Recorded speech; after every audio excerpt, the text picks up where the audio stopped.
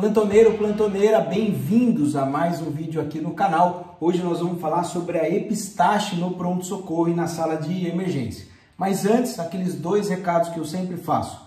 Primeiro, nunca deixe de checar a rotina do seu serviço para saber quais são as medicações padronizadas.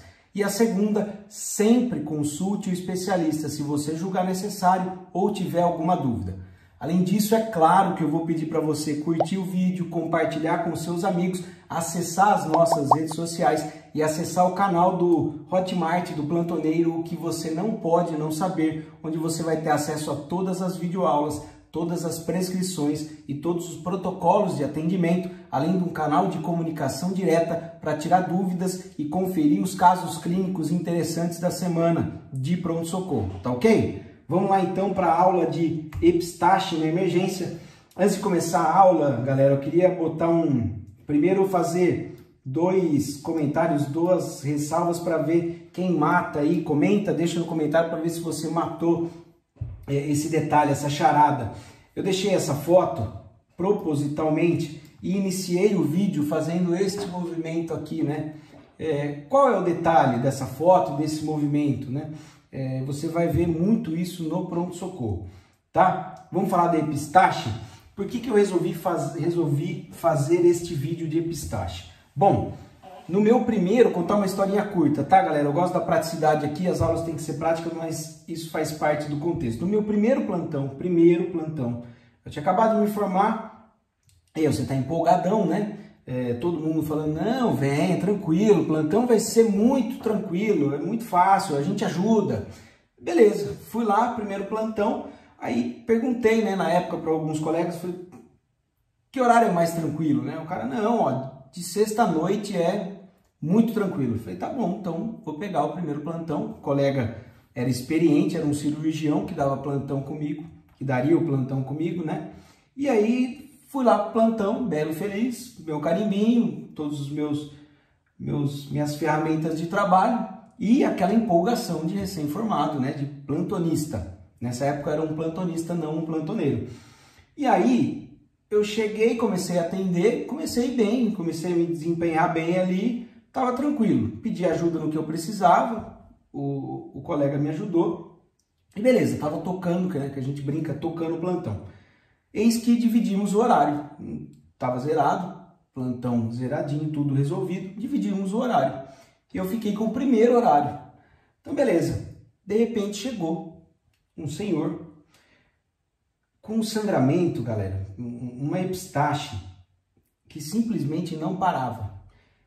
E eu me desesperei porque eu simplesmente não sabia o que fazer. Então eu quero fazer o link para lá na frente daqui, alguns slides nós vamos ver qual tipo de sangramento você acha que é esse, o anterior ou o posterior. E o que eu deveria ter feito, né? O paciente que sangra muito, o paciente que instabiliza, ele nos deixa inseguros, é o que eu sempre falo, o paciente instável nos deixa inseguros. E o que você faria aí? Aí chegou uma epistaxe para você, não para de sangrar. O que você tem que ficar atento, o que você tem que fazer? Nós vamos usar essa minha experiência, foi traumatizante, mas serviu para alguma coisa, para lidar com a aula de epistaxe. Então, ela é a emergência da otorrino mais comum, tá bom? Então, essa brincadeirinha aí de que otorrino não tem emergência, tem sim, senhor, né? Esta é a mais comum, a epistaxe. Ela é causada, obviamente, né, pelo sangramento da mucosa nasal e pode ser anterior, quando acomete lá no plexo de Kisselbach, eu sempre gosto dos nomes esquisitos, vocês sabem, ou posterior, quando acomete o de Woodruff, né, principalmente em hipertenso e idosos, que era exatamente o caso do paciente que eu atendi no pronto-socorro naquela fatídica noite de sexta. Ele era hipertenso e idoso, tá? E aí eu já respondi que o sangramento era posterior, vocês vão descobrir o porquê. Bom, pode ser causada por trauma, por inalação de ar frio ou seco, então em algumas épocas do ano os casos de epistaxe costumam aparecer mais, em hipertensos ou coagulopatas. E aí nós vamos aqui um asterisco, né, um bônus da aula, porque eu gosto de nome de doença esquisita, porque eu gosto de tríades, eu deixei de curiosidade para vocês sobre a síndrome de Oslo-Rendu-Weber, né, que é a telangiectasia hemorrágica hereditária, eu já atendi e internei um paciente desse. O que é legal que eu brinco com vocês, sem prolongar muito, mas que eu sempre brinco com vocês, é você só faz diagnóstico ou reconhece o que você sabe, o que você conhece, né? Isso estava na minha cabeça e eu fiz um diagnóstico no pronto-socorro desse tipo de doença. Isso é legal. Então, vamos lá. Eu fiz aqui já a introdução, vamos pro que eu tenho que saber. Primeira coisa, chegou a epistaxe, eu tenho que saber, paciente faz uso de algum anticoagulante? Isso é importante. Ou tem alguma doença sistêmica, por exemplo, é hipertenso, tá? Por quê? Geralmente a epistaxe ela é autolimitada, principalmente se ela for anterior, tá? Pode ser acompanhada da pressão, né, do pico hipertensivo. E aí no exame físico, o que eu tenho que prestar atenção? O que me chama a atenção numa epistaxe? Porque se for a anterior, galera, é muito simples, né? Não assusta. Mas a posterior você tem que ficar esperto. E aí no exame físico, bom, eu vou ter que me atentar à pressão, aos níveis de pressão. Por quê? Se tiver hipertenso, pode ser uma causa de epistaxe. Ou se tiver hipotenso, opa, o cara está sangrando a ponto de ficar instável e hipotenso, eu tenho que pensar num sangramento posterior, num sangramento intenso, né? E se esse sangramento for intenso, eu tenho que pedir controle de HB/HT e um TP, ok? Simples, né? Muito fácil. Então, no exame físico, o que eu quero que você guarde é isso. Atente-se a PA e, se o sangramento for intenso, você vai solicitar HB/HT e o TP, tá bom?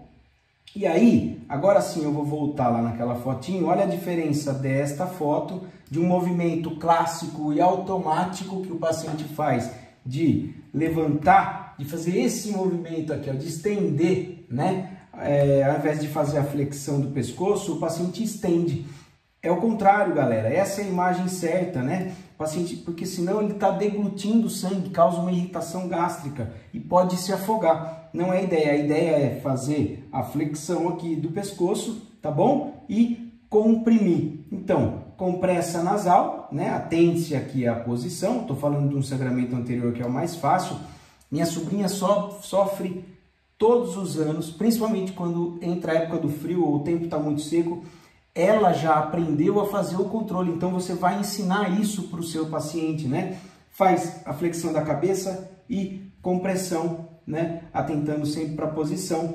Pode fazer a lavagem com soro fisiológico para retirada de coágulo. E o que a gente faz ali no pronto-socorro? Um tampão com dedo de luva, um tampão nasal com uma ampolinha de adrenalina. O pessoal da enfermagem vai saber, pega o dedo de luva, faz alguns furinhos ali, coloca uma gaze com bastante, uma ampolinha de adrenalina, né? O famoso no interior é que a gente brinca, Xuxa de adrenalina. E pronto, tampão nasal com adrenalina. Você vai colocar esse tampão, vai parar o sangramento. Se você quiser e não houver contraindicação para o paciente, você pode fazer uma ampolinha, uma ampolinha de Transamin para ajudar a parar esse sangramento, tá ok? Aí nós vamos agora para o terror, para o sangramento posterior. Mas calma, não assuste, você sabe o que está fazendo, você é plantoneiro agora. Primeiro, posterior, eu tenho que ver se o paciente está hipotenso e fazer o controle do HB/HT e do TP que eu falei para vocês. Obviamente, se o paciente tem um sangramento posterior de grande quantidade, está instável, você vai primeiro, antes de tudo, removê-lo para a sala de emergência e fazer o MOV, monitorizar, oxigênio se necessário, acesso venoso calibroso 2 de qualidade e o E de exames e estabilização. HB/HT, TP, estabilizou, está instável, está hipotenso, corre o soro ali aberto, e vamos corrigir o sangramento. Como é que nós vamos fazer para corrigir? Você pode pegar uma sonda Foley, que foi o que eu acabei fazendo no plantão da sexta naquela noite, como dica da enfermeira.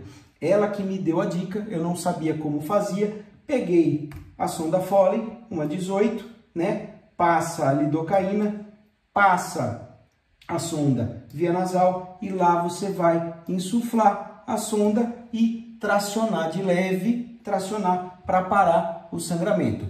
Não sei, André, fazer isso. Pede ajuda para quem sabe. André, não tem ninguém que sabe no pronto-socorro. chama a avaliação do otorrino. Você vai precisar de ajuda, tá? Enquanto isso, você vai estabilizando, tentando estabilizar o paciente. Corre volume, né? Corrige a pressão e pede a avaliação do otorrino. Mas, via de regra, a sondinha ali Foley costuma funcionar muito bem, obrigado. Tá ok?